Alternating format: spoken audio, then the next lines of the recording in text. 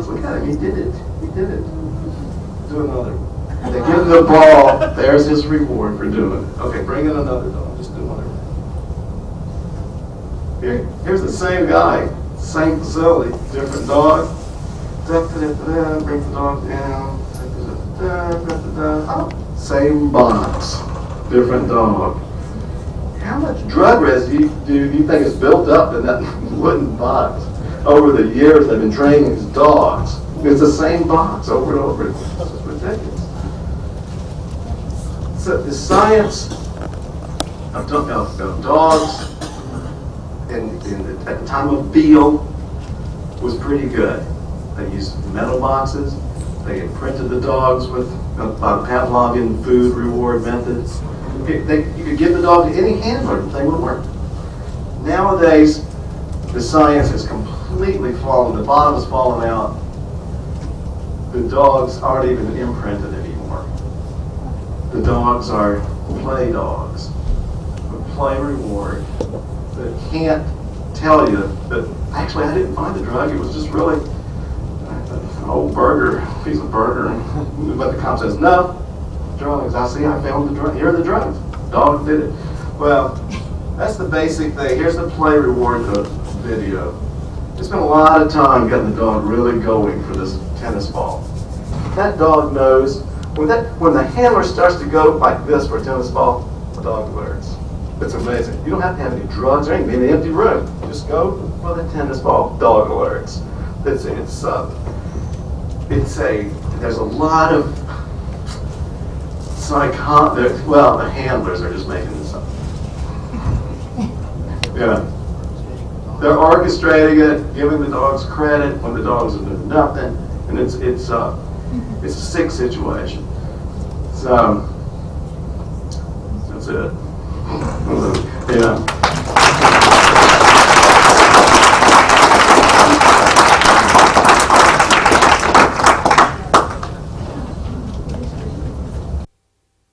Talk to him about some of this. Our next speaker is Steven Karch, who we were lucky enough to actually get 2 days in a row. He spoke yesterday and he's speaking again today. I was first familiar with Mr. Karch due to a newsletter that he edits called the Forensic Drug Abuse Advisor. If you have any interest in drug testing, workplace drug testing, or frankly, even just objective information about drugs and health, you should read this newsletter. It's fantastic. Much of the information that I've learned, particularly regarding drug testing, I learned through Dr. Karch's newsletter. He is a fellow of the American Academy of Forensic Sciences. He's also a member of SOFT, the Society of Forensic Toxicologists, though I do not believe he would be in favor of zero tolerance DUID legislation. He is also a member of the National Association of Medical Examiners, and he is a consultant toxicologist, pathologist to the herbal supplement industry who lectures frequently on several issues, including mostly drug-related deaths, but also drug testing. And I brought him here today to speak to you about the latest information regarding drug testing and marijuana detection in drug testing. Please welcome Steven Karch.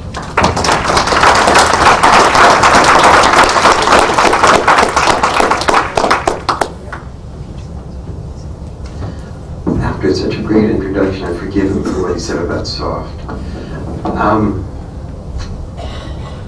I want to follow up on one thing that Jim said and point out to you that it is not just a matter of your personal freedom that's at stake because of what's happened to the alerting dogs. I was in an unnamed major European city in the last 2 years at a lecture on terrorism and bomb investigations, and the lecturer was a senior person from that country's Secret Service who insisted on taking the public transportation from his offices in the suburbs into the center of town where we were having our meeting. And in his right-hand suitcase was a grenade launcher, and in his left-hand suitcase were 5 different varieties of bombs that can be placed in stores, disguised as soda pops, disguised as VCRs. And these were all C4 and other explosive containing devices. They were disarmed, of course, but he gives the lecture rather frequently and does it to make a point that he can travel about 20 miles through a very major alerted European city with lots of dogs out and nobody smells a thing. So the situation, he's not exaggerating either the critical nature of it nor the abominable science that's involved, which is sort of why I'm here and why I have an affiliation where I'm happy to help out with Normal. I'm not a crusader and I don't have a political issue in this, but I do have an issue and I'm highly invested in the science. Now, do all of you recognize Digger the Dramatophyte?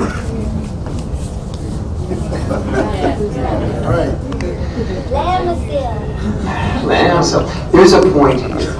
And I'm going to try to explain a concept, and it's really hard to do, but Digger is a good way to do it. Digger is a salesman for ketoconazole, whether it's Lamisil or Nizoral or whatever. What they don't tell you on the TV commercial is that you're going to have to take this crap for 3 months to fix your toenail. Do any of you wonder why it would take you 3 months? Maybe not. Well, it does cost a lot. That's why they want you to take it for 3 months.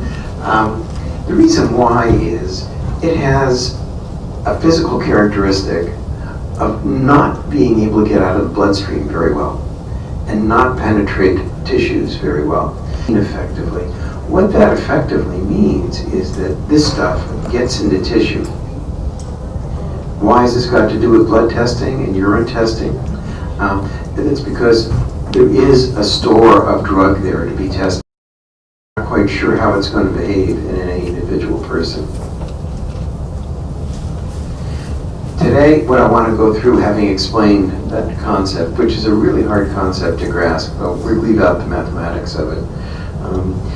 What kinds of tests are used to look to detect marijuana users? How accurate are they? How accurate are labs doing the tests? Does adulteration work? And how long is a marijuana smoker likely to test positive? A question I suspect some of you may be interested in. I want to correct Paul on one point, and that is Rosita. If you want information on saliva testing, just go to, Google's fine, but everybody here should be acquainted with the National Library of Medicine, which is one of the greatest services our tax dollars have ever bought. And it's very simple. You go to www.nlm, which is at the NIH, nih.gov. And there are more than 1 million, I think maybe more than 3 million references available electronically online. And you can look up saliva and marijuana. Most of these papers have appeared in the International Journal of Forensic Toxicology. But there's a lot. And if they invite me back a couple of years from now, if you guys get invited back to San Francisco, I'm not sure the way you're going to behave.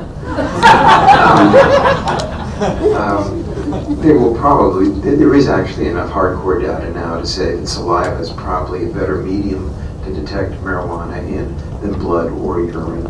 And that will be widely accepted pretty shortly. I mean, the basic science is done and it's true. There are troubles with the new tests, but okay, sorry about that. This is the test you're most likely to have your urine submitted to. And the first time I spoke at a normal meeting, it was because one of the antiretrovirals was causing a false positive emit test. And marijuana smokers were discontinuing their antiretrovirals in hopes of passing their urine tests and not losing their jobs. That's not a good idea, of course. An important point, which maybe isn't clear in your head, is there's two kinds of testing. There's federally regulated testing, and then there's private industry testing. If you are a postman, if you are an aircraft mechanic, and you're required to undergo urine testing, false positives don't matter. Because by law, you're protected. There's a split sample, and it has to be confirmed by gas chromatography, mass spectrometry. I would willingly submit to government urine testing without any doubts about validity any day now. There are only 60 labs that are